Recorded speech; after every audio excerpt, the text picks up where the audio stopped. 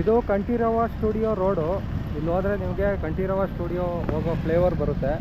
ಈ ಕಡೆ ಮುಂದೆ ಹೋದರೆ ನಿಮಗೆ ಮಹಾಲಕ್ಷ್ಮಿ ಲೇಔಟು, ನಂದಿನಿ ಲೇಔಟು ಆ ಕಡೆ ರೋಡ್ ಹೋಗುತ್ತೆ. ಅದಿರಲಿ, ನೋಡಿ ಇಲ್ಲಿ ಪಾಟ್ ವಾಲ್ಗಳು ಎಷ್ಟೊಂದು ಕಾಣಿಸ್ತಾ ಇದೆ.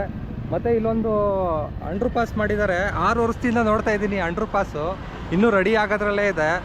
ನಮ್ಮ ಮಾನ್ಯ ಮುಖ್ಯಮಂತ್ರಿಗಳು ಮತ್ತು ಉಪಮುಖ್ಯಮಂತ್ರಿಗಳು ಹೇಳ್ತಾರೆ ಅಂಡರ್ ಟೆನಲ್ ಮಾಡ್ತೀವಿ 17 ಕಿಲೋಮೀಟ್ರ್ ಅಂತ.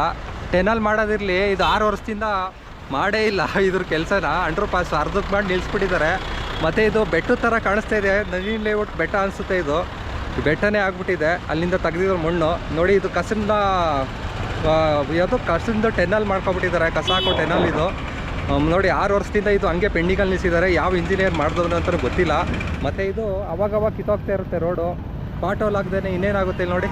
ಇದನ್ನೇ ಫಸ್ಟ್ ರೆಡಿ ಮಾಡಲ್ಲ, ಇನ್ನು ಅಂಡರ್ ಪಾಸ್ ಬೇರೆ ಮಾಡ್ತಾರಂತೆ ಹೊಸದಾಗಿ.